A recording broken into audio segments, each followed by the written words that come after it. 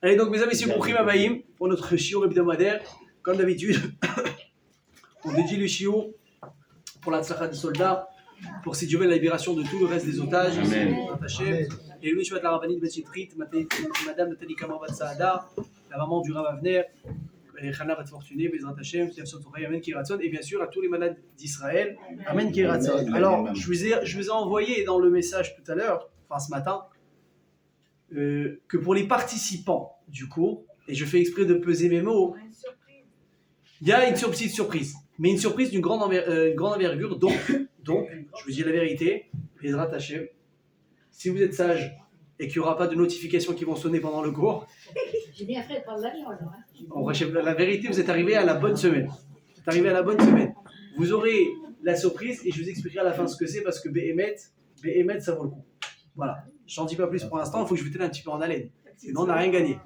Tom, alors, ce soir, je rappelle une chose qui est importante. C'est que hier, on a fêté, Baruch Hashem, la Iloua de Baba Salé. J'ai allumé la bougie. Quoi la cavote. Donc maintenant, je ne sais pas si tout le monde a eu l'occasion de fêter la Iloula, d'allumer des bougies. Ceux qui n'ont pas eu l'occasion, qui ont oublié, qui ne savaient tout simplement peut-être pas, c'est pas grave. Parce qu'une Iloula, elle peut se faire même dans les jours qui précèdent et qui suivent, 3 jours avant, 3 jours après. On dit que la semaine, elle appartient au tzaddik. Donc ceux qui ont peut-être pas eu l'occasion de le faire, vous pouvez encore le faire ce soir, rentrer à la maison, allumer vos bougies, prier, parce que les choses qui se passent le jour du tzaddik, c'est incroyable. Vous savez quoi, j'ai par hasard, hier je suis tombé sur une interview que la chaîne 14 israélienne, elle a fait avec Rabbi Baruch Hatzera, donc le fils de Baba Salé. Ils lui ont posé pas mal de questions sur Baba Salé, sur son père, et ils lui ont posé la question, il lui a dit, mais comment est-ce que tu expliques le fait que le 7 octobre, ils marchent à Mezicham, c'est même pas des terroristes, c'est ces animaux. Ils sont venus comme ça à Sderot, Kfar Aza, etc. Il a dit, mais Netivot, c'est juste à côté. Comment tu expliques qu'ils ne sont pas venus à Netivot et massacrer aussi des juifs ici? Et là, Rabbi Baruch, il a un air très étonné et il lui dit, mais attends, tu n'es pas au courant? Il dit, au courant de quoi? Il dit, tu sais pas ce qui s'est passé? Il dit, mais sache que les Mechavlim, les terroristes, ils sont venus à Netivot le 7 octobre. Ils ont voulu rentrer. Ils sont arrivés par le côté du Kever de Baba Salé. Et là, donc, ils ont essayé de s'enfuir, etc. Après, ils ont été finalement capturés par le Shabak qui les a interrogés. Et dans l'interrogatoire, les terroristes, ils ont demandé, mais pourquoi vous n'avez pas attaqué Netivot? Ils voulaient savoir les plans, pourquoi si, pourquoi pas. Ils ont dit, mais on est venu à Netivot. On voulait aussi faire ce qu'on avait à faire ici. Il dit, mais en passant à côté là-bas d'un mausolée, on a vu quelqu'un sortir comme ça. Impressionnant. Et il nous a dit, si vous touchez à Netivot, je vous tue, vous, tout le Hamas, vos familles. Quelque chose de fou. Il a dit, on a eu peur, on s'est enfui. Il a dit, mais je ne sais pas qui c'est. Je ne sais pas qu'il a dit un mec d'un mausolée qui est sorti à Netivot, il lui a montré la photo de Baba Salé, il a dit, c'est lui. Il a dit, c'est lui qu'on a vu. Wow. C'est Baba Baruch qui a raconté cette histoire. Il a dit, je ne l'ai pas inventé, il a dit, c'est le Shabak qui a mené l'interrogatoire, qui a terrorisé ces animaux, ces Arabes, là, ils marchent même des Ikhab. Ils ont témoigné, ils dit Baba Salé, il est venu, on a eu peur, on s'est enfui. Vous imaginez la force du tzaddik. Donc n'oubliez pas, les amis, il n'est jamais trop tard pour bien faire. S'il faut, si Dieu veut, vous les faites en truc. Alors mes amis, ce soir, Bezrat Hashem, on va parler d'un truc, voilà, on parle de tzaddikim, on parle de miracles. Ce soir, on va parler de Emouna et de Bitachon. La confiance en Hachem. Évidemment, la confiance en tzaddikim, c'est super, parce que c'est un moyen extraordinaire d'avoir accès à la croyance, en fait, tout simplement, qu'on devrait avoir envers Hachem directement. Des fois, on a du mal, pour la borne et unique raison que Dieu, on ne le voit pas. Dieu, on ne l'entend pas. Dieu, on lui parle, on croit qu'il nous entend, mais on va dire la réponse, elle n'est pas claire des fois comme on le voudrait. Ok? Donc, on a du mal des fois à se rapprocher d'Akadosh Baruch Hu. Et donc, les tzadikim sont là justement pour faire ce passage-là. Ils font une bracha, ils disent Bezrat Hashem. Voilà, rappelez-vous une chose, quand on prie un tzaddik, on ne dit pas Baba Salé, réponds-moi. On dit non, Akadosh Baruch Hu, par le mérite du tzaddik qui est enterré ici, réponds-moi.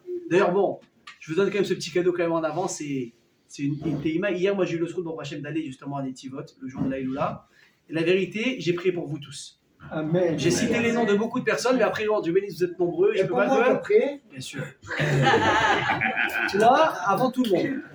Et j'ai dit, Bezrat Hashem Akadosh Baruch Hu, que tous les participants du Shiur qui viennent ici depuis Baruch Hashem un long moment, que Hashem, quand ils vont prier pour toi, par le bien de Baba Salé ou pas, tu les exauces et chacun la joie qu'il a besoin, il la reçoit. Amen. Voilà. Amen. Je ne pouvais pas faire mieux. Hein.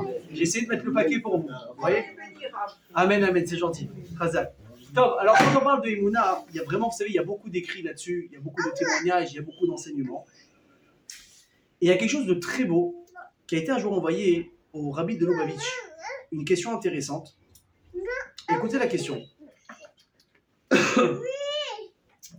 Un jour, il y a un juif qui travaillait en tant que chouchet dans un endroit assez éloigné. Et Baruch Hashem, il gagnait bien sa vie. Chouchet. Ouais, chouchet. Il gagnait bien sa vie. Et un jour, malheureusement, il entend une mauvaise nouvelle. On lui envoie une lettre comme quoi son père, il est décédé. Alors, vous imaginez bien, ils n'habitaient pas au même endroit, etc. Mais lui, il a un problème. C'est que là où il est, il n'y a pas de minyan. Donc, il prie tous les jours Béachi, il mettait cette filine. Mais maintenant, qu'est-ce qu'il a un chiouf de quoi pendant un an? De Kaddish. Il doit faire le Kaddish pour son père 3 fois par jour. Et le truc, c'est quoi? C'est que s'il doit maintenant faire le Kaddish, c'est pas maintenant je vais à côté, je reviens. C'est que là, il faut changer de ville. Il faut vraiment aller s'installer quelque part. Et là où il va aller, écoutez bien ce que je vous dis, là où il va aller, il n'y a pas forcément de Parnassa pour lui là-bas. Donc il demande au Rabbi, Rav, qu'est-ce que je dois faire? Est-ce que je dois changer de ville pour faire le Kaddish pour mon père au risque de perdre ma Parnassa? Ou peut-être que je dois rester où je suis, en sachant que j'ai des frères, et peut-être qu'ils le font, mais moi, voilà, j'ai mon travail, qu'est-ce que je fais? Hein? Question difficile quand même, hein? Qu'on ne soit pas dans ce dilemme. Ah, écoutez la réponse du Rabbi. Il a dit comme ça, il a dit Ashoel im larzor velakachat misrat shochen ou bodek be'ir she'en ba minyan velo yochal lomar kaddish velere lifnei hateva, etc. Il a dit, sache qu'il y a beaucoup de hétérim qui sont faits les tzorer parnassa. Vous savez que la parnassa, c'est peut-être l'inquiétude principale d'une personne dans sa vie. Il a dit, sachez que les tzorer parnassa, Chachamim, ils ont donné beaucoup de hétérim. Il a dit, en sachant que toi, tu as 2 autres frères qui de toute façon vont faire le kaddish, et que toi, si tu quittes ton travail, tu vas pas avoir de quoi vivre, alors que si tu restes là où tu es, et que tes frères font kaddish, toi, tu veux participer aux frais de l'enterrement, et que tu peux vivre dignement, et ne pas avoir besoin de tendre la main, reste où tu es, fais ça, et fais la mitzvah de ta manière le plus possible, là où tu es. Ouais, mais ça s'arrête pas là. Et la fin, elle est extraordinaire. Il a dit, Vekol Hanal, et tout ce que j'ai dit plus haut, Mi pene she'eni yodea matzavo be'inyan midat habitachon. C'est parce que je ne connais pas son niveau de midat de emuna et de bitachon. Aval, im chazak hu beze, s'il est fort là-dedans, ou betmimut, et qu'il a ce qu'on appelle emuna pshuta, je crois en Hachem sans me poser trop de questions, ve'yechapes achar kliya parnasa, itenlo Hachem itbarach, Hachem il va lui donner, le bon Dieu va lui donner, parnasato, bemakom sheyesh minyan. Veyucha lekayem kechol amutal lav binyanim anal. Il a dit si il a vraiment de la émouna, ce type en Hachem, il a dit je suis certain que même s'il change de ville et qu'il va dans un endroit où il connaît personne et qu'il va chercher comme ça un endroit, voilà, je suis chouchat, quelqu'un a besoin de moi, dans un endroit où il y a un minyan, je suis certain qu'Hachem, même là-bas, il va lui donner sa parnassa. Donc vous avez compris comment ça marche. Il y a la réponse et il y a la réponse suprême. Tu dis, je ne te connais pas. Tu me demandes, Alacha Yevesha, qu'est-ce que je dois faire, j'ai ma parnassa, il y a un chiyuv de Kaddish, encore une fois. Rappelez-vous les. J'ai pas dit que c'est Alacha les Maaseh, hein. Faut voir, comme on dit, Kol Mikre les Goufo, chacun il est à part, il faut demander. Ce type-là, en fait, ça, il avait 2 autres frères qui allaient faire le chiyuv de Kaddish, etc. Il lui dit, mais ça, c'est parce que je sais pas où tu en es dans ta vie, à quel point tu as travaillé ta mida de prière et ta émouna, ta connexion à Dieu.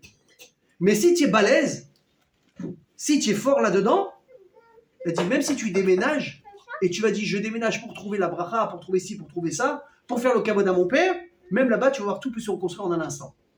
Impressionnant.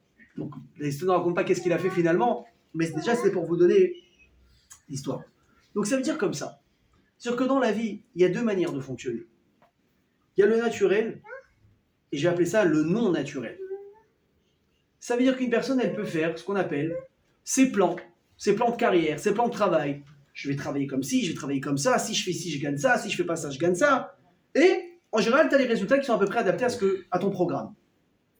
Et il y a une autre manière de faire. Cette autre manière, ça veut dire, je fais ma ishtadlout, je fais ce que je dois faire, qui m'incombe en tout cas, mais le reste, je me prends pas la tête. Je laisse dans les mains du bon Dieu. C'est incroyable, des fois, vous voyez, moi j'ai eu des histoires des fois, des gens qui allaient des entretiens d'embauche, le type il a reçu un mail et tout, voilà, on a retenu votre candidature, venez vous présenter, et là, surprise, le type se lève le matin, il met son plus beau costume, il essaye de se donner, voilà, comme ça, un peu de courage, et il va là-bas, sauf que surprise, il voit, il y a 12 autres personnes pour le même poste. Ah. Et il voit, chacun parle de son CV, lui, son CV, tu as compris. Lui, c'est Maurice Cohen, il vient de chez nous. Il a essayé de faire un peu d'études sur le tas, il a une belle parlotte, mais pas plus que ça. C'est l'autre qui a fait HEC, l'autre qui a fait ci, l'autre qui a fait ça, mais l'autre, il a réussi à gonfler un peu son CV. Bref, il dit, je suis mort, c'est pas possible. Si le type, tu réfléchis comme ça, t'as rien compris. Parce que si le poste, écoute bien, il est pour toi, il sera pour toi. Comment? C'est pas possible, il y a 10 candidats avant, ils présentent mieux, ils ont mieux de parlotte, ils ont fait... C'est ça. Si toi, tu dis, tout dépend de moi, mon ami, j'ai une très mauvaise nouvelle pour toi, t'es foutu. Mais si tu dis, Hachem, je fais ce que j'ai à faire, et le reste, je m'en remets dans tes mains, t'as changé la donne. Alors, ah oui, alors j'aime bien les commentaires en fond. Bah oui. Alors, si, je sais pas qui a dit ça, hein, mais comme j'entends, ah d'accord, en plus c'est d'accord. Ok?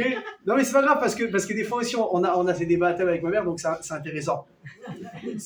C'est facile de dire bah oui, mais la question c'est comment tu te comportes Béchat Maasé. Comme maintenant tu es dans l'épreuve. Vous savez quoi, j'ai même pas appelé ça, c'est une épreuve. Tu es dans le doute. Le doute. Oui, non. Est-ce que ton rythme cardiaque il est à 150 ou est-ce qu'il est calme? Parce que tu peux dire à 150, oui. Non, c'est un oui mytho, ça je vous dis tout de suite. Quelqu'un qui est zen, il fait pas maintenant une baisse de tension ou bien à l'inverse ou truc, il n'a pas de vertige et qu'il est serein, ça c'est un bonhomme. Moi je peux vous dire, j'ai entendu un jour une histoire de quelqu'un, un truc de fou. Un type qui avait, marié, des enfants, une parnassa, donc c'est comme Hachem, tout bon chef de famille, c'est lui qui fait vivre sa famille. Du jour au lendemain, il se fait licencier. Non, c'est pas qu'il cumule 2-3 boulots. Bon, il y aura un manque à gagner, mais bon, on va s'en sortir. Il y aura une petite bouée par-ci par-là. Non, c'était le seul travail qu'il avait à faire. Boum, c'est tombé à l'eau. Mais alors il rentre. Tu le vois déjà. Tu vois le film déjà qui se fait. Les fins de mois, la carte qui va sortir maintenant, les écoles, Comment je fais? Je sais pas. Moi, la vérité, je sais même pas comment je réagis. Je peux même pas imaginer. Le type, qu'est-ce qu'il fait? Il raconte ce qui s'est passé, sa femme, la pauvre, presque elle va s'évanouir, il la réanime, elle dit réveille-toi, il appelle tous les enfants, écoutez bien, il appelle tous les enfants, il leur dit habillez-vous. Il dit à sa femme prépare-toi, on va tous au restaurant. Il dit attends, j'ai pas compris, t'as perdu ton travail ou tu as eu une augmentation? Il dit non, t'as bien compris, j'ai perdu mon boulot. Elle dit on va aller au restaurant. Et avant d'aller au restaurant, on va tous danser et chanter et dire merci à Hachem. Alors, moi, on s'en fout de ce qui s'est passé après. Parce que là, je m'intéresse uniquement sur la réaction au moment du problème. Un type qui réagit comme ça, pour moi, il n'est pas humain. Pour moi, c'est un ange.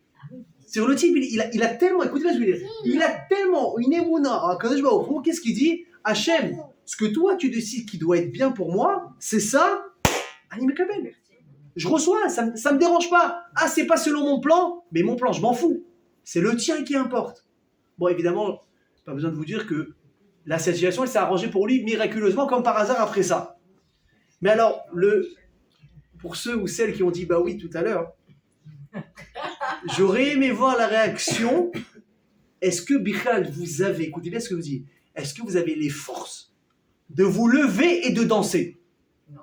Pas de danser, non. Vous avez les jambes sciées.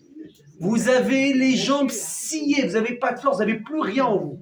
Et le type, non seulement, il a assez de force pour se lever, mais il a assez de force pour donner de la pêche à sa femme et à ses gosses.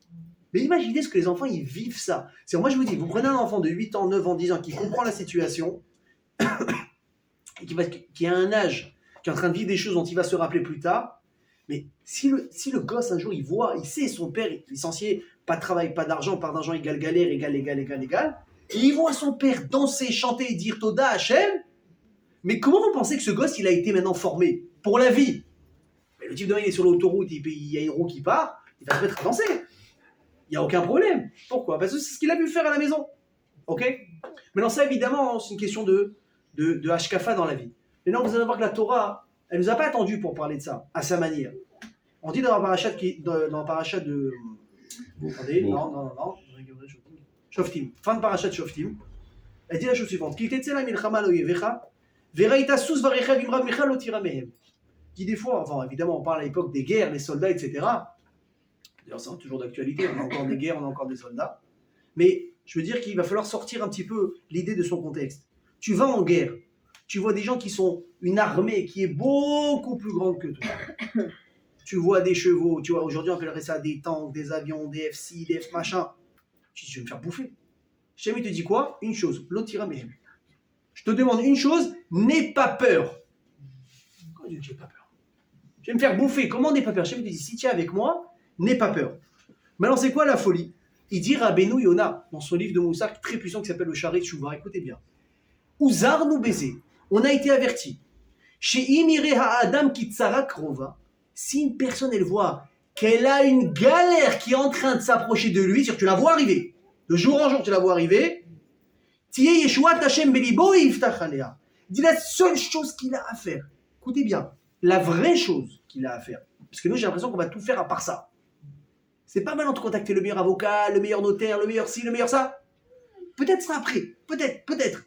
En attendant, si tu te renforces, tu dis Hachem, j'ai confiance que tu vas me sauver. Il dit Rabbeinu Yonah, écoutez, Rabbeinu Yonah, à part que c'est un Grishon, c'est un grand kabbaliste. Il dit Ouzar nous baiser. On nous a appris ça à l'école, on a dit faites très attention dans votre vie, comment vous réagissez quand vous avez comme ça des épreuves qui s'approchent de vous et vous les voyez arriver. C'est pas je t'ai pris d'un coup. Non, tu la vois arriver. Tu reçois un recommandé, tu reçois ci, tu reçois une aide d'avocat, tu commences à stresser, tu commences à avoir les pétoches. Tu te dis attention à ta réaction, elle est très importante. Écoutez bien, la guicha d'un juif, l'approche d'un juif, qu'est-ce qu'il nous dit David Amelech? Rabbi Machovim la Racha, Ve'apoteach Badonai, Chesed Yisovevenu. Traduction, Rabbi Machovim la Racha. Il y a beaucoup de douleurs, de malheurs qui peuvent atteindre un Racha. Mérite une malasot. Ve'apoteach Bashem, et celui qui a confiance en Dieu, Chesed Yisovevenu. Le Chesed, il va l'entourer. D'accord? Vous avez entendu ce qui a marqué? Il y a marqué que celui qui a confiance en Dieu, qu'est-ce qui se passe? Le chesed, il entoure comme une aura protectrice la personne. Alors maintenant, ce qui est fou, bon, je ne vais pas rentrer dans les détails maintenant, mais c'est que le pasouk, il veut rien dire. Le rachat, il a des choses sur la tête. Et celui qui croit en Dieu, il a des bonnes choses. Le problème, c'est qu'il y a le fameux vav qui relie les deux sujets ensemble. Ve'abotar Hashem chesed yesovevenu. C'est un rachat. Il ne croit pas en Dieu. S'il ne croit pas en Dieu, il ne peut pas avoir de chesed. Comment lui va avoir les chesed du bon Dieu alors que c'est un rachat et tu es en train de témoigner que c'est un rachat? Réponse, vous allez tomber par terre. Même un rachat,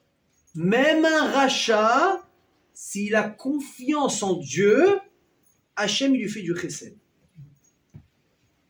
C'est pas possible. Quand j'ai entendu ce pshat un jour, je me suis dit, je me sens super bien. Parce que moi, je suis loin d'être un tzaddik. Et des fois, je demande des choses au bon Dieu. Je dis, il va même pas me regarder, il va même pas calculer. Je mérite pas, j'ai fait ça. Et heureusement qu'on fait le vidouille 2 fois par jour. Et encore, je sais pas si ça suffit. Mais je me dis, attends, si Hachem il dit que Rabbi Bachomim la Racha, le Racha, il apprend des trucs sur la tête. Celui qui a confiance en mon Dieu, il va lui faire confiance. Hachem, il va l'aider. J'ai dit, waouh. La question est maintenant. Ça pue l'histoire. En fait, on est tous des Rechaïm, Chas Shalom. On croit au bon Dieu. On va croire très très fort au bon Dieu. Et Hachem, il va nous faire du chesed. Elle est horrible. Là, l'histoire. Je suis en train de détourner maintenant, Chas Shalom, tout le judaïsme vers un nouveau mouvement, là. C'est quoi l'histoire? Écoutez bien la réponse. Elle est extraordinaire. Elle dit à Talmid Chacham, c'est pas possible.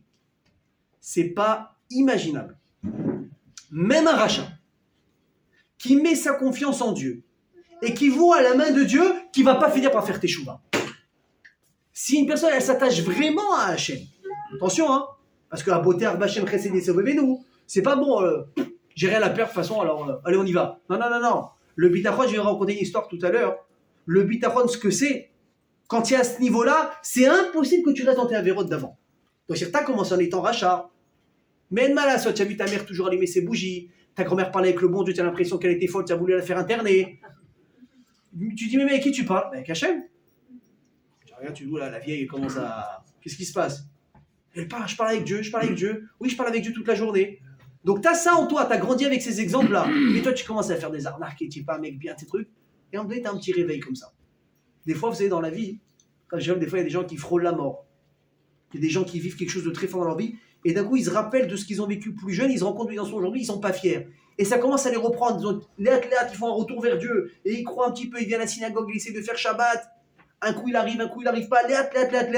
Et ils se rapprochent, ils se rapprochent vers beauté, Arbachem. De dit le rachat, c'est sûr qu'il a disparu. Ok? Donc, pour revenir à notre sujet, c'est quoi le secret du recette du bon Dieu? C'est de commencer déjà par croire en lui. C'est comme ça que ça commence. Maintenant, la question qui va se poser, mes amis, elle est simple. Je suis en train de vous dire, croyez au bon Dieu, les choses, elles s'arrangent, les choses vont aller.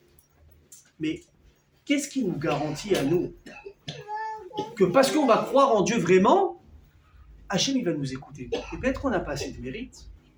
Même Yaakov Avinu, Bachir Sheba Avot, où Akash Baruch il lui a dit, je vais être avec toi quand il est parti de chez son père pour se rendre chez Lavan, il avait peur. Akash Baruch lui dit, Vani Yaimecha, Bechol Asher Telech, là où tu iras, va Ashivoticha la Adama Azot, et je vais te ramener. Le bon Dieu, il t'apparaît devant toi, tu t'inquiètes pas, je suis ton meilleur garde du corps au monde, à tous les niveaux. Je vais te faire de l'oseille, je vais te le mettre en banque. Les gens qui vont vouloir faire du mal, je vais les contrôler également. T'as peur de rien. Yaakov Avinu, quand ils se retrouvent devant Esav, ils se rendent compte que quoi? Il dit, il a peur.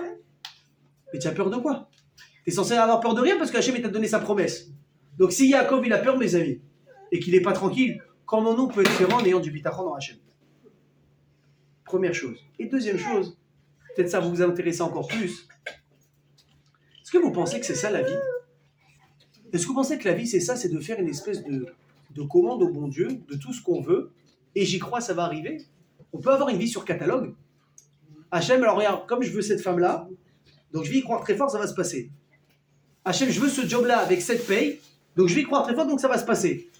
Ou encore mieux, Hachem, j'ai fait un pari là sportif, il faut que telle équipe elle gagne, t'es gentil, tu m'arranges le coup, j'y crois très fort, j'avais mis une bougie pour me vassaler tout à l'heure. Mais c'est la folie, c'est-à-dire la question, elle est la limite. Et le juste milieu du bitachon dans la vie, c'est quoi? Et surtout, comment ça fonctionne?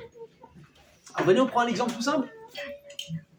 Si vous avez demain des gens qui doivent partir en vacances, je sais pas moi, en camping, en croisière, mais le type il sait qu'il n'y a pas de cachère sur le bateau. Qu'est-ce qu'il va faire? C'est simple. Je pars une semaine, 3 repas par jour, le sportif 5 repas par jour, il va prendre en conséquence et il s'en va. Maintenant, bon, Hachem, le gars il est marié, il a des gosses. La quantité va grandir, normal, il a fait. Prenez les Bnei Israël. Ils sortent d'Égypte. Combien ils sont? 600 000 hommes, évidemment, de 20 à 60 ans. On n'a pas compté les femmes, on n'a pas compté les enfants. Allez, venez, on dit au moins 3 millions, minimum. Minimum. Les vieillards, on ne les a pas comptés non plus. 3 millions de personnes. Avec quoi ils sortent dans leur sac à dos? De l'eau, de la galette là, toute sèche, ok, qui fait mal au ventre à crever. Et ils sortent avec ça. Maintenant, on sait, oui, mais l'or, ça se mange pas, mon ami. Je te garantis que demain dans le désert, je te mets une bouteille à 1000 €, tu vas l'acheter la bouteille. Et ils sortent comme ça. Où tu vas? Où tu vas? Comment tu vas vivre? Comment tu vas manger? Réponse, Hachem nous a dit de sortir, qu'il allait s'occuper du reste. Mais attends, mais Hachem, tu as fait connaissance avec lui il n'y a même pas 1 an. Ça fait 210 ans, vous avez l'impression qu'il vous a oublié. Il a fait des macotes, tu sors, tu prends tes gosses avec toi, papa j'ai faim, t'as pas de sandwich dans le sac. Tu dis attends, dans pas longtemps je te donne. Il dit non mais on va s'en sortir. Et là qu'est-ce qu'il fait à Kodesh-Baruch-Hu? Il leur fait un miracle extraordinaire, surnaturel. Il leur fait descendre quoi? La fameuse manne, qui va nourrir les Bnei Israël pendant 40 ans, hommes, femmes et enfants, du matin au soir. Et Hachem il demande 2 choses. Il leur dit regardez, vous prenez pas plus que ce que vous avez besoin pour la journée. Vous savez que toi tu manges un bout de pain, toi tu en manges 2, tu en manges 3, tu as pris la quantité, tu la ramènes à la maison, tu manges. Vous gardez rien de côté. Vous n'essayez pas de mettre au frigo, enfin tu as compris le frigo de l'époque, dans le sel, dans le ci, dans le ça, il n'y a rien, ça ne tiendra pas.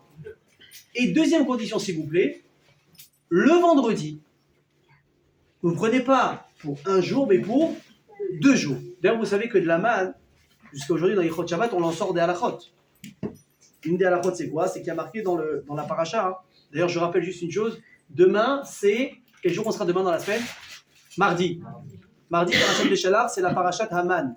Une fois par an, c'est la grande ségoula de la paracha qui sont ramenées par beaucoup de Talmidei Chachamim. C'est de lire la fameuse parachat Haman, le parachat donc Béchalach, de faire surtout dessus ce qu'on appelle Shnaim Mikra Vechat Targum.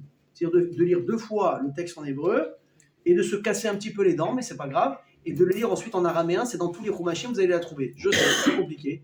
Essayez peut-être, mesdames ou messieurs, ceux qui ont du mal, peut-être faites-le avec un ami, vous écoutez mot à mot, vous vous concentrez. Ça prend un petit moment, mais c'est la Ségoula, la meilleure Ségoula par la Sarah recommandée de l'année. Ok? Et vous verrez que dans cette paracha, il y a marqué plusieurs fois Ichlu Hayom, Kishabat Hayom. Il y a marqué 3 fois Hayom. La Gemara, elle va dire, et comme ça qu'on va poser avec la halacha, c'est la raison pour laquelle jusqu'à aujourd'hui, on nous demande de faire combien de repas le Shabbat? 3 repas. En souvenir de ça. Ensuite, qu'est-ce qu'on demande d'autre par rapport à la manne?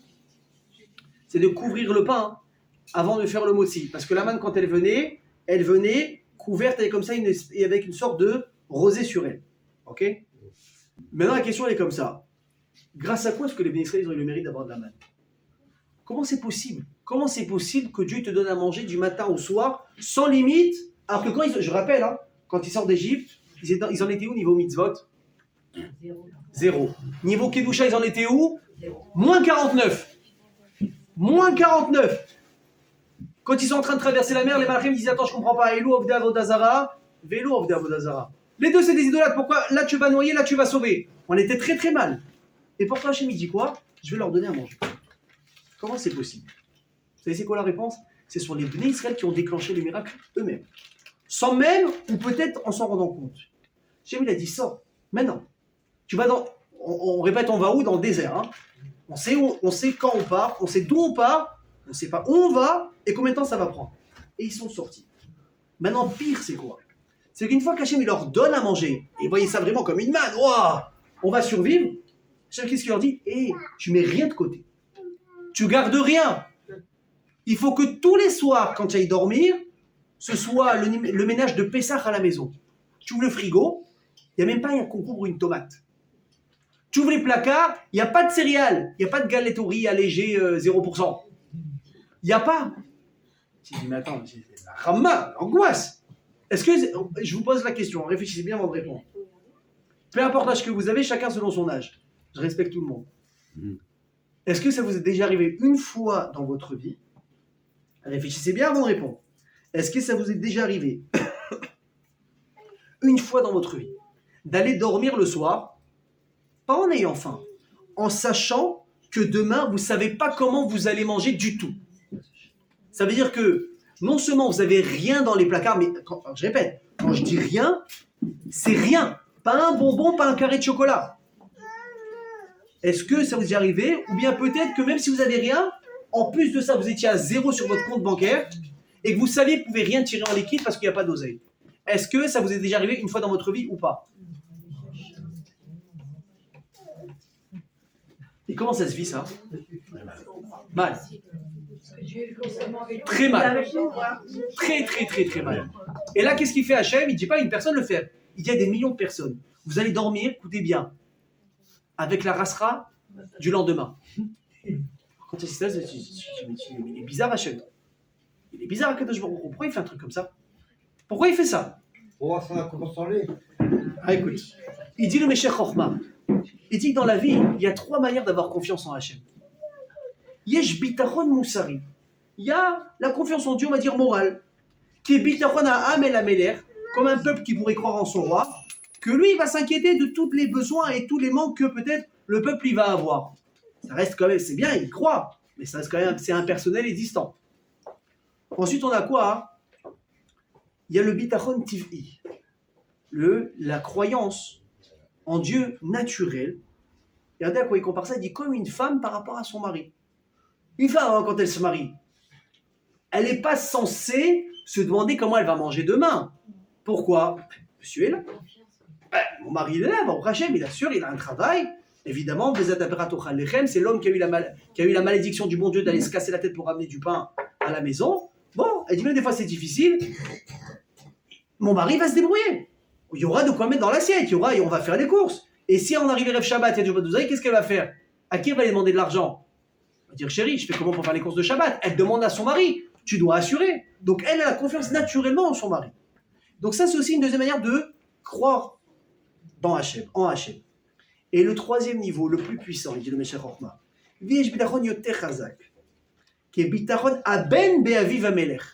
c'est le fils du roi qui croit en son père.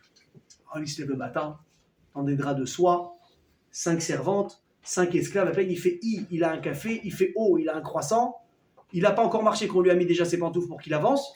Pourquoi? Il dit, mais je suis fils du roi. Je sens vraiment que j'ai peur qu'un jour il va manquer quelque chose. Demain il sort.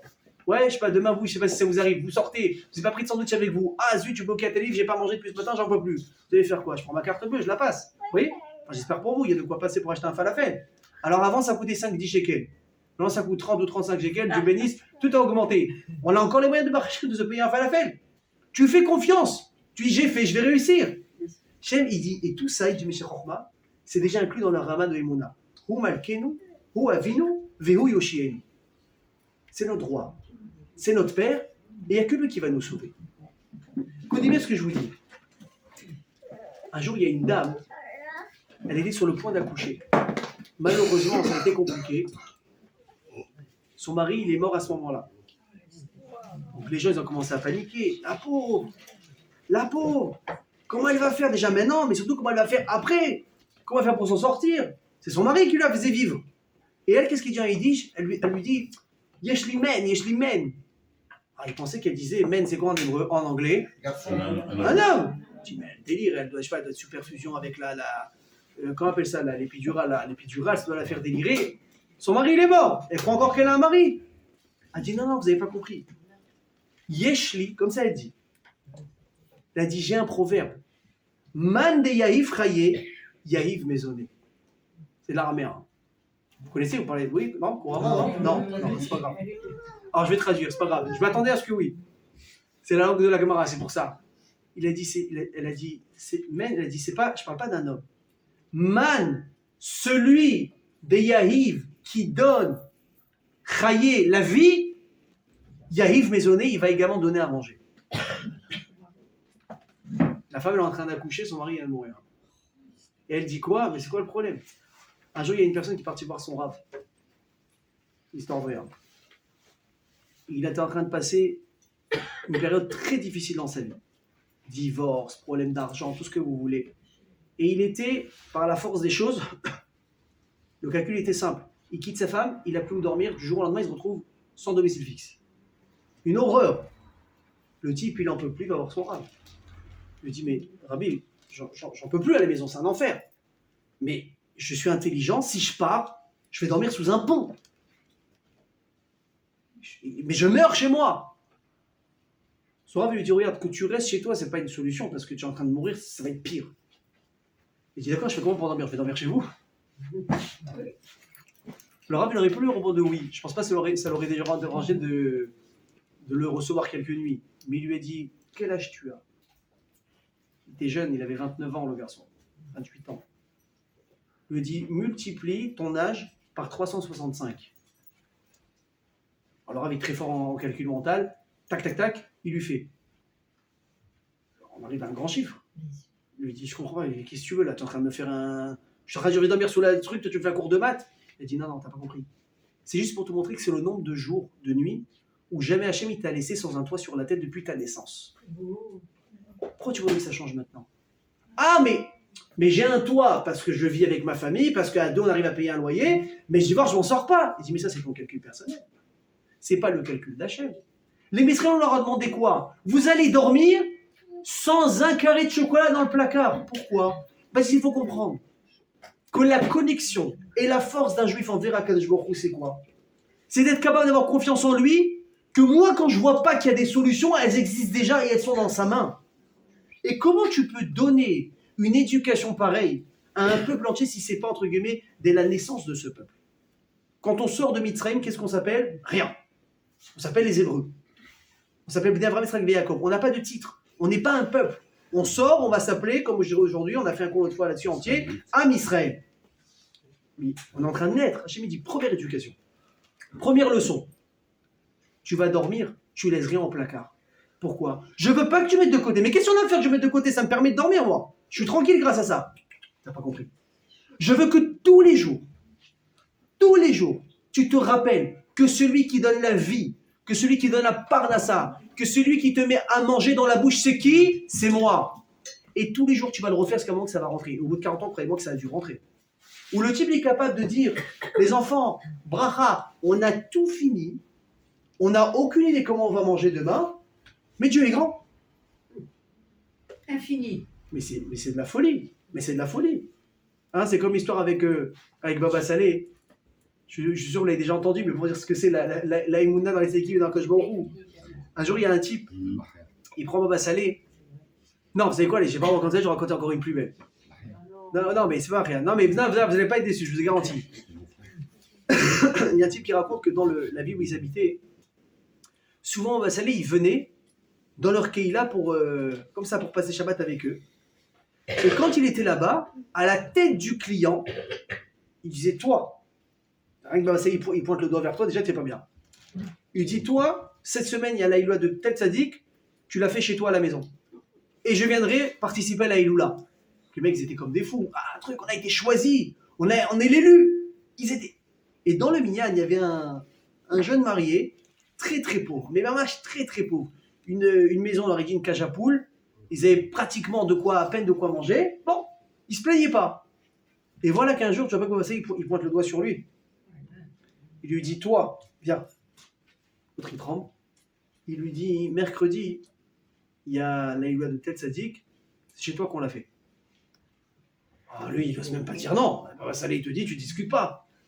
Il court, il va voir sa femme, il dit, on a été choisi pour faire la Iloula, on a été choisi pour faire la Iloula. Sa femme, elle dit, c'est super, mais attends, il y a deux problèmes. De un, où tu veux mettre les gens? Ils vont être debout. De deux, je vais leur donner quoi à manger, moi? Qu'est-ce que je leur donne à manger? Il n'y a rien.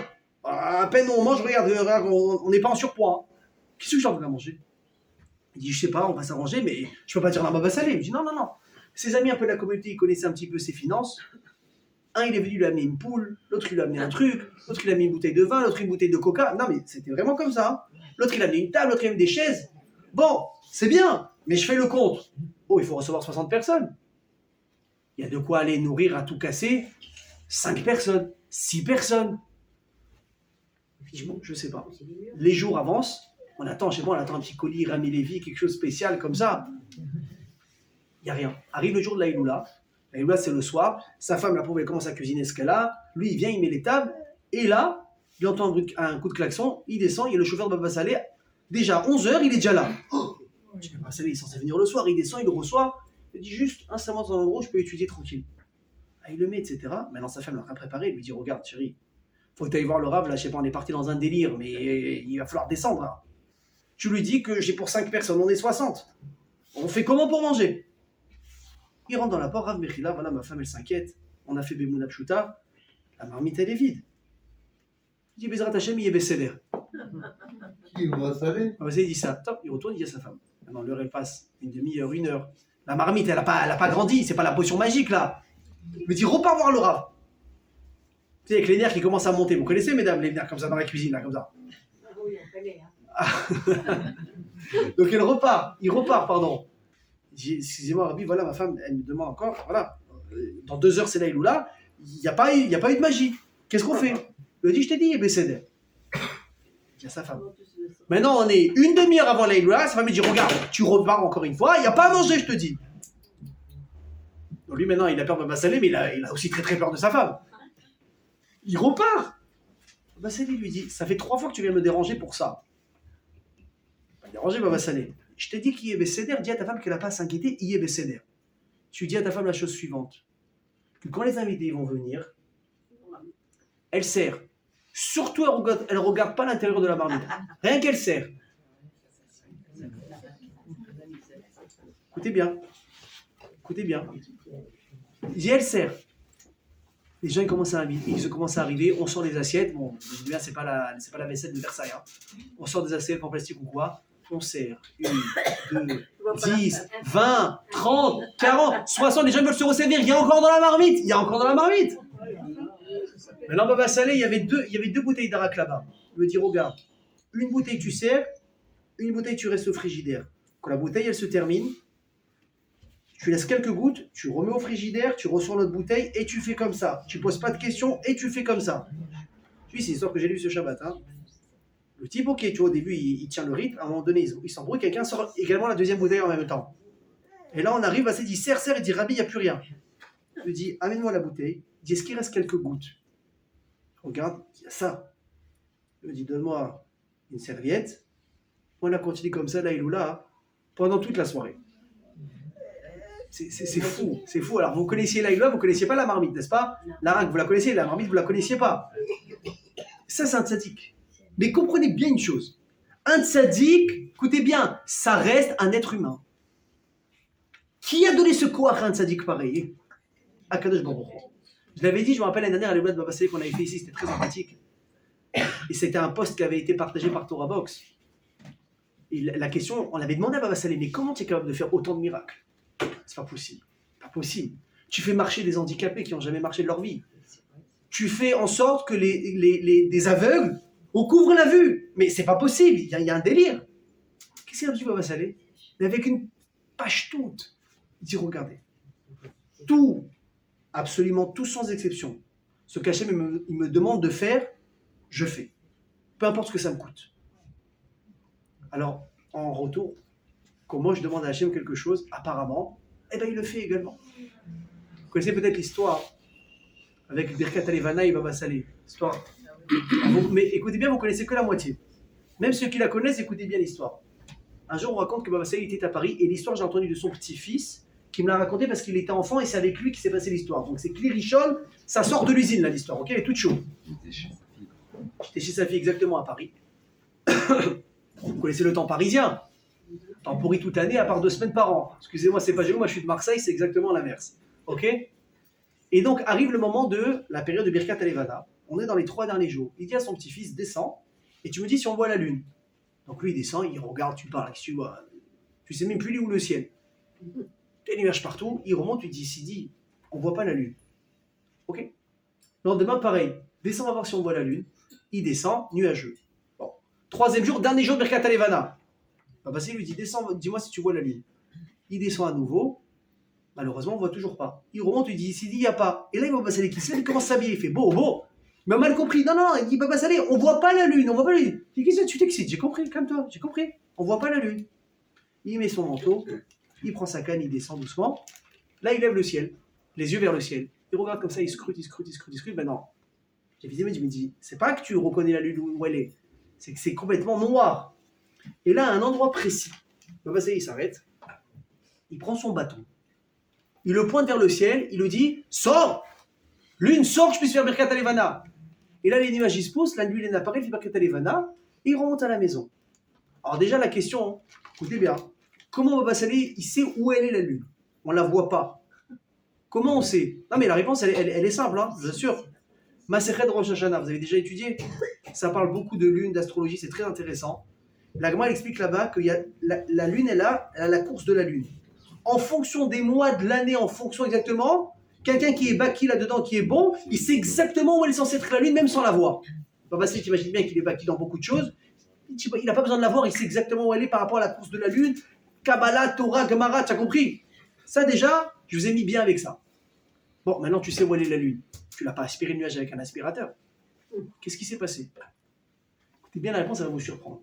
Le même Baba Salé, un jour il est à Paris, ou à Lyon, un des deux. Il veut faire Birkat Alevana et c'est le dernier jour. Il voit que c'est nuageux. Il demande à son shamash, il lui dit, s'il te plaît, essaie de te renseigner où on voit la lune dans une ville à côté de là où on est. Et si je ne me trompe pas, je me dis, je crois qu'il était à Lyon, et on lui dit, Rabbi, je me suis renseigné, apparemment on voit la lune à Marseille. Donc maintenant, je ne sais pas quelle heure il est, au moins 10 heures. Il dit, on prend la voiture, on y va. Donc vas-y. Fais la route jusqu'à Marseille. Lyon, le soir. Ils roulent. Ils arrivent à Marseille, ils sortent, ils font Birkat Alevana, ils repartent. Ah, tu ne comprends pas. T'as perdu tes pouvoirs. Qu'est-ce qu'il y a? Tu étais fatigué. La lune n'a pas voulu se pousser. Pourquoi là tu as pu faire bouger un nuage en bas de chez toi et là tu t'es tapé 4 heures de voiture? Aller, retour. Réponse, tu n'as pas compris comment ça marche. Baba Salé, les pouvoirs, il les a pas inventés. Mais c'est parce que d'abord un jour il s'est retrouvé à Lyon et qu'il a tellement voulu être Moser Nefesh pour la mitzvah de Birkat Alevana. Il a prouvé à Hachem, je suis capable de faire 4 heures de route pour toi. Parce que tu m'as demandé de faire Birkat Evan une fois par mois. Je vais le faire quoi qu'il m'en coûte. Et il l'a fait. En plus de tout ce qu'il fait déjà, je me dis, alors toi mon coco, à partir de maintenant, Birkat Alevana, ce sera à domicile. C'est toi qui vas décider si la lune tu la vois ou tu la vois pas. Vous avez compris comment ça marche? Il a dit, je fais tellement pour Hachem. Tout, sans limite. Que finalement, quand je lui redemande un petit peu en retour, et ben voilà, bon Hachem ça paye. Ça que je me les amis, c'est du bitachon dans Hachem. C'est capable de dire que je me lui il est capable de tout faire. Ou Koliachon. Vous avez compris? On va continuer un petit peu plus. Maintenant, ma question, elle est, bon, après ces belles histoires, le bitachon, moi, comment je fais pour l'acquérir? Comment je m'assure que peut-être je peux faire peut-être changer les choses? Alors, sachez qu'il y a 2 écoles. Qu'est-ce que c'est le bitachon? Il y en a qui vont dire que le bitachon, c'est pas de croire que tout va s'arranger. C'est de croire que tout ce qui se passe, c'est la meilleure chose qui peut se passer, que ça me plaise ou non, et je dis quand même merci à Hachem sur les pires horreurs ou les épreuves qui peuvent m'arriver. C'est très difficile. Hein. C'est bémet très difficile. Mais c'est quoi l'intérêt? Parce que des fois, bémet, on passe des choses dans la vie, tu dis c'est pas possible, c'est pas possible, c'est pas possible. Tu as peur. Pas tu as peur de ce qu'uniquement tu vis. Tu as peur parce que tu as l'impression que quelqu'un t'a jeté au très loin et qu'on t'a oublié. Si tu arrives à te convaincre que la situation, elle risque de ne pas s'arranger comme toi tu voudrais. Mais tu te rappelles qu'il y a un Boréolam, il y a un maître du monde. Il t'a jamais oublié, il a jamais mis le monde en pilote automatique. Il est encore là avec les rênes. Déjà, tu te dis, ok, le monde, il part pas en sucette. Moi, je pars pas n'importe où. Il y a quelqu'un encore qui est en train de surveiller. Ça, c'est le premier niveau de Midat Bitachon et il est très difficile. L'autre école qui parle de Midat Bitachon, il dit, t'as pas compris comment ça marche. Écoutez bien, c'est fou. Un jour, il y a un couple, marié depuis 10 ans. Pas d'enfant. T'imagines la douleur ou pas? Déception, chaque mikvé, chaque truc, les brachot, les sgoulottes, les babas salés, les ci, les ça marche pas. Et un jour, ils sont partis voir leur admo. Elle pleure, la bonne femme, elle pleure, elle en peut plus, elle est à bout. Toutes ses sœurs, ses copines, ses cousines, les ci, les ça, Mazal Tov, à chaque fois, elle porte les bébés à la brite, mais là, il n'y a pas. Le admo leur fait une bracha. Dieu bénisse, 9 mois après, qu'est-ce qui se passe? On assiste la naissance d'une petite fille. Mazal Tov, vous imaginez, donc les gens ils vont voir le Hadmo. Bisous partout, c'est devenu un Sefer Torah. C'est incroyable, il est fort, fallait prendre des brachot. Le Hadmo, il dit, vous avez rien compris, c'est pas grâce à moi qu'ils ont eu le bébé. C'est pas grâce à vous, c'est grâce à qui? Ils n'avaient pas de bébé, ils sont venus, ils ont eu un bébé. Il a dit, non, t'as pas compris. Il a dit, quand ils sont sortis, ce que vous savez pas, quand ils sont sortis de chez moi, après la bracha, ils étaient tellement remplis d'espoir. La femme a dit à son mari, oh, chérie, tu prends la carte maintenant. Tu as ta carte sur toi. Bien sûr, quand on me pose cette question, ça va vous coûter cher en général. Tu as ta carte sur toi? L'autre, il dit oui. Il dit maintenant, tu as eu tout ce que tu as à faire. Moi aussi, on va au magasin de bébé, on achète tout. Le lit, le landau, la poussette, les pyjamas, on va prendre neutre parce qu'on ne sait pas encore si garçon ou fille, sinon comme ça, on n'a pas besoin de faire d'échange. Ok? On va tout prendre. Il a dit qu'on va avoir un enfant. Il faut se préparer. Ils ont acheté toute la chambre, ils ont acheté toutes les affaires. Alors il dit, c'est ça qui leur a amené un enfant. C'est le kohar de bitachon qu'ils ont mis en Akashbaruch que ça y c'est fini. En 2 mots, comment on appelle ça? Bekli chez Adam modedimlo.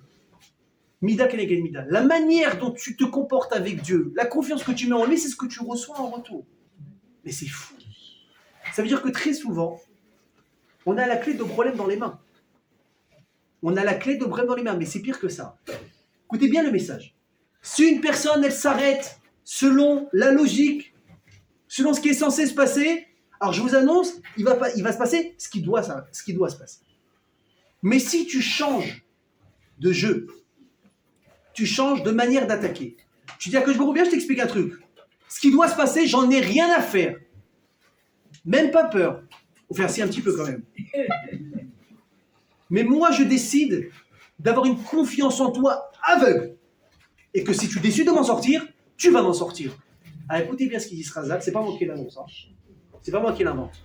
C'est une personne qui réfléchit comme ça, alors il a changé d'itinéraire. C'est-à-dire ton itinéraire, c'était point A à point B, avec 4-5 claques au milieu. Et tu es déjà à la 2e, voire la 3e. Tu dis à Hachem, à partir de maintenant, j'ai vraiment pas peur. Je te fais confiance à 100% que les choses, elles peuvent s'arranger. Et le type, quand il va dormir, il s'endort. Il dort, il bave, le gars, il bave. tellement qu'il dort bien. Il se lève le matin, il a faim. Il fait motzi, il mange du pain, il se fait une omelette, il prend sa femme au resto. Mais allô, qu'est-ce que tu es en train de faire là? Tu as vu toutes les galères que tu as sur la tête? Ton patron, il t'a dit, t'es viré, fin de semaine, t'es viré si tu viens pas Shabbat travailler. Chérie, tu te dépêches, on est en retard, on va perdre la table du resto. Alors regarde, il est fou mon mari. Il dit non, ton mari il a du bitachon. Alors attention, l'histoire que je vous ai promis pour maintenant. C'est quoi le bitachon? Un jour, il y a un type qui n'avait pas beaucoup d'argent. Il galérait. Il dit, Rabbi, je ne sais plus quoi faire. Il me dit, tu sais quoi, tu as du bitachon Hachem, va acheter un ticket de loto. On est aux États-Unis, va prendre un billet de loto. Alors si j'ai bien compris, je crois qu'aux États-Unis, c'est pas comme en France. Tu achètes un ticket, mais c'est pas il y a un tirage, tu gagnes pas. C'est que le ticket, il dure pendant quelques tirages comme ça, à la suite. Il va, il achète son ticket. Non, le type, il était sûr, hein. Travail, salut, tu veux pas me garder, je te garde pas, ta. Et là, son bitachon tout fou, tout feu, tout flamme, ça marche pas. Il commence à s'endetter. Son boss, il veut plus de lui parce qu'il n'a pas été sérieux. Et là, au bout de quelques mois, il comprend pas. Il va voir le Rav, il dit, mais Rav, vous m'avez parlé de bitachon, vous avez parlé de Emouna. J'ai acheté ce qu'il loto. Et là, j'ai pas gagné. Elle dit, ouais. Il dit, est-ce que tu peux encore gagner? Il dit, oui, je peux encore gagner, mais bon, voilà quoi. Il dit, ok, il a dit, c'est combien le jackpot? Il dit, 100 millions de dollars. Il dit, tu sais quoi? Le Rav lui dit, moi, je suis sûr que ton ticket, il est gagnant. Ah bien, on fait un deal. C'est d'accord, je te l'achète maintenant en liquide pour 50 millions. Tu me le vends? Je dis quoi? Hein? J'hésite pas. Tu n'hésites même pas? Hein? Le type, qu'est-ce qu'il a dit? Tout de suite! Qu'est-ce qu'il a dit le Rav? Donc, t'as jamais eu de bitachon que ton ticket était gagnant. Oui. Si tu es persuadé que ton ticket il est gagnant, mais si je te donne pas le même montant que tu es censé gagner, tu n'es pas censé me le vendre, parce que tu y crois dur comme fer. Et compte une chose, le bitachon et la émouna dans le bon Dieu, c'est pas dire, bon, de toute façon, j'ai rien à perdre, alors j'y crois. Non, c'est pas ça. C'est que tu es tellement persuadé de la vérité, c'est que si, il y a un type demain, il entend la pire des nouvelles par le médecin, il vous reste 2 mois, et que le type, il se lève, après avoir accusé le coup, évidemment, ça lui prend un quart d'heure, 20 minutes, 1 heure, l'homme chané. Il dit quoi? Il me reste 2 mois. Il lui dit alors, monsieur, mettez-moi un rendez-vous maintenant pour dans 2 mois et demi, on se serre la main et on se sépare maintenant. Il dit parce que toi, tu fixes pas ce qui va se passer. Il y a le bon Dieu là-haut. Alors, comme on l'a dit, des fois les choses ne se passent pas comme ça. Regardez, un exemple qui nous a fait de la peine à tous, la rabbinite Ben Shefrit. Elle a été malade, on ne savait pas, on l'a prié, hop, elle est partie. Mais regardez quelque chose qui est fou. Comment ils ont réagi la famille? Ah, je vous dis, hein, quelqu'un qui veut une leçon, je vous en ai parlé plein de fois, n'est-ce pas, dans les derniers cours. Quelqu'un qui veut un petit peu de moussard de vie, il n'a pas besoin d'aller très très loin. Rentrez sur YouTube, vous tapez enterrement de Madame la rabbinite Ben Shefrit, vous écoutez le rabbin Ben Shefrit parler. C'est de la folie. La manière dont il est construit pour vivre ce genre d'épreuve. Moi, je suis parti voir ces enfants que je connais. C'est pas Rav Ben Shefrit, ces enfants, ils ont mon âge, ils ont 30 ans. On a fait les 400 coups ensemble, la yeshiva, le collège, ce que vous voulez. Le type, il a de la peine. Mais il dit, Avalzema, chacun jour au ça. Chez il a voulu, elle a fait du srout. Et c'est comme ça, c'est la vie. Mais tu deviens fou. C'est ça. C'est d'être capable d'accepter que même si la chose ne s'arrange pas comme j'aurais voulu, c'est la meilleure chose qu'Hachem il a décidé. Et moi, je dois être mashrim avec ça. Mais ça, déjà, c'est un niveau. Allez, pour terminer, une dernière petite histoire. Bezrat Hashem. Peut-être la plus puissante de tout ce shiur. Un jour, il y a un couple, pareil, pas d'enfant, plusieurs années de mariage. Finalement, ils ont une petite fille. Imaginez la simcha dans la maison, tout est rose, on peint tout en rose, on achète tout en rose, on parle que rose. Sauf que la petite, à peine, elle commence à grandir. On voit qu'elle a des problèmes de santé. On va chez un médecin, on fait des trucs, on fait des bdicotes, quoi, on appelle ça des bdicotes, des analyses. Le médecin dit, écoutez, elle a une maladie. Alors, soit on opère, on n'est pas sûr des conséquences, soit on laisse comme ça et il ne reste pas longtemps. C'est à vous de prendre la décision. Le père, il est comme un fou. Il court chez le rabbi de Lubavitch, nos amis les Chabad. Il lui dit, on est dans le Chodesh Hadar, Il rentre dans le bureau, il se met à pleurer, à pleurer, à pleurer. Rabbi, ma fille, opération, truc, machin. La froideur, écoutez bien la froideur d'apparence du Rabbi. Qui te permet de pleurer dans mon bureau pendant Chodesh Hadar? Le type, il dit, c'est pas possible, il n'a pas compris, il a cru que j'ai pris un problème d'oseille. Rav, c'est ma fille. Il dit, Rav, c'est ma fille. On parle de ma fille, là. Il lui dit, tu crois que ta tristesse, c'est ça qui va lui amener à Rifoua? Il lui dit, arrête d'être triste, c'est Hadar. Et le type, il sort. Alors, le type, une fois qu'il est sorti, bon, tu imagines, ça y est, tu peux plus rentrer, c'est fini, il y a 2000 personnes dehors. Il se rend compte qu'il n'a pas demandé la question par rapport à l'opération. On fait l'opération ou pas? Donc, il essaie de re-rentrer. Le type dit, impossible, tu rentres pas, il y a trop de monde, il y a des cas pires que toi, tu peux pas rentrer. Il lui dit, mais, un papier, dites-lui qu'est-ce que c'est opération ou pas? Réponse du Rabbi pas longtemps après, je lui ai déjà répondu ce qu'il doit faire. Maintenant, si quand même il a un doute, qu'il demande la question à 3 médecins, et en fonction de la majorité, il dit, mais moi je lui ai donné mon diagnostic. Il demande donc à un médecin, oui, non, oui, ils font l'opération. L'opération elle se passe bien, mais la petite, elle arrête de parler. Donc ils sont détruits. Un mois après, fête de Pessah, les chassidim ils vont là-bas recevoir un petit bout de matzah chez les Chabad. Le Rabbi distribue. Et là, lui, il arrive devant le Rabbi. Et le Rabbi, il sait ce qui s'est passé. Il ne l'a pas raconté, mais il sait quand même. Enfin, il l'a raconté à des tzadikim. Et là, il lui dit comme ça. Il lui dit, la matzah, c'est une nourriture de Refoua et de Emouna. Il dit maintenant, Nissan, c'est le mois de la Emouna. Et ensuite, il y a le mois de Iyar, Ani Hashem Rofeecha, c'est le mois de la Refoua. Il lui dit, mais il lui dit comme ça, il donne un bout de matzah à lui, et un bout de matzah à sa fille. Il a dit, ça, c'est pour toi, pour que tu aies un peu de Emouna. Ça, c'est pour ta fille, pour qu'elle ait de la Refoua. Il dit, maintenant, il faut, normalement, il dit Nissan, Emouna, et ensuite, Refoua en Iyar. Il dit, mais c'est pas juste pour ta fille, sa santé, elle dépend de ton manque de Emouna à toi. Donne-lui ça à manger. Rabota, il a plongé la matzah, elle a guéri. Alors vous avez compris, mais demandez à n'importe quel grave.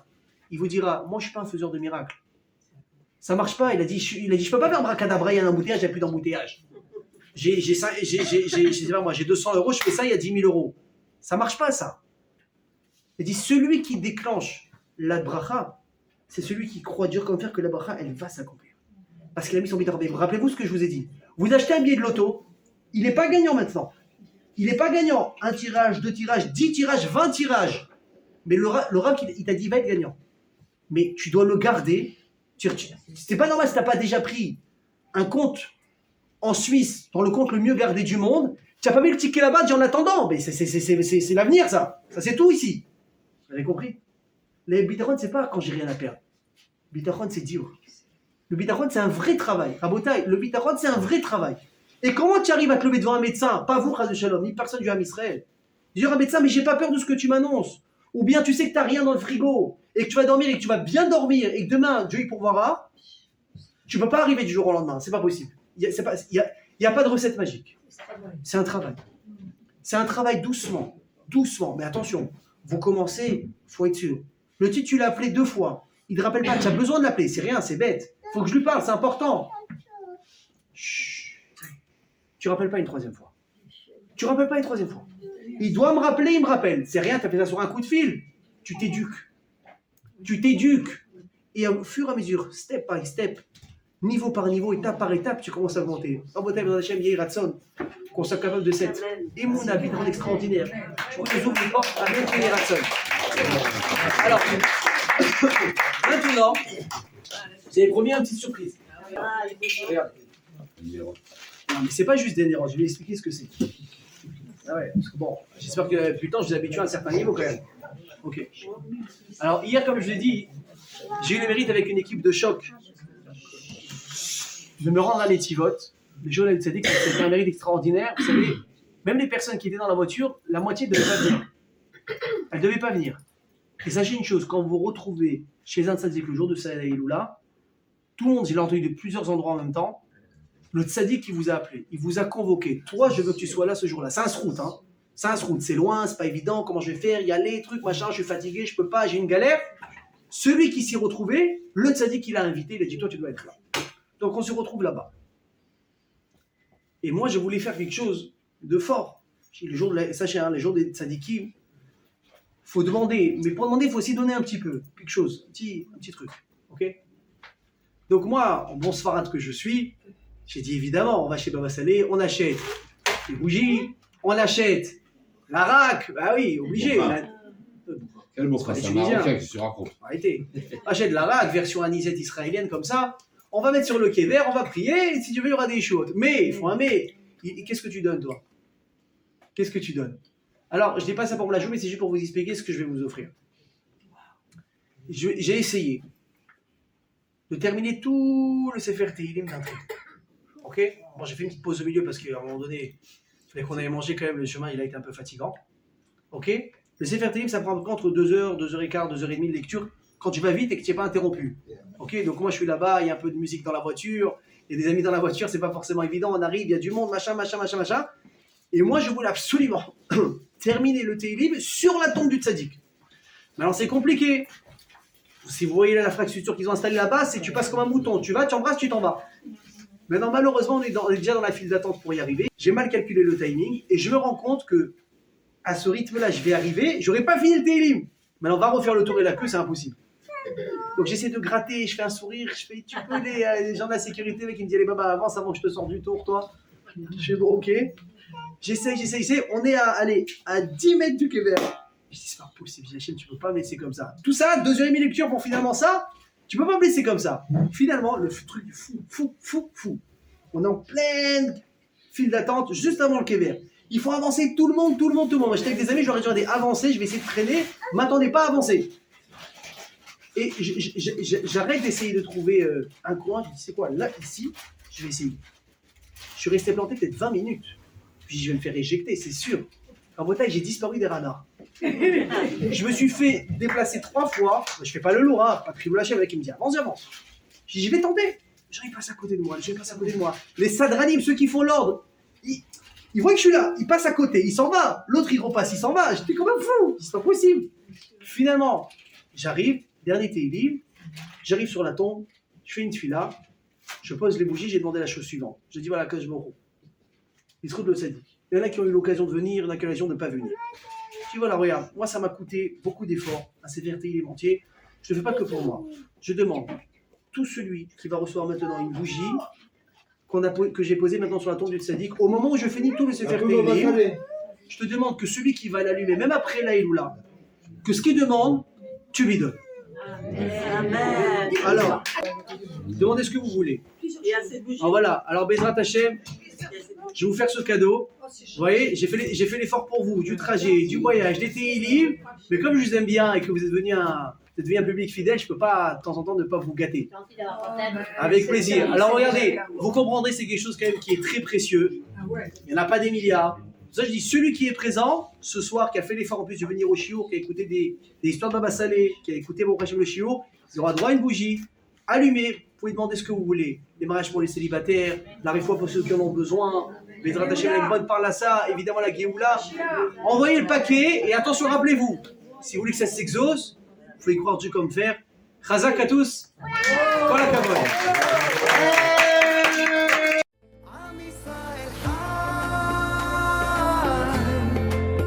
אם לא נשכח תמיד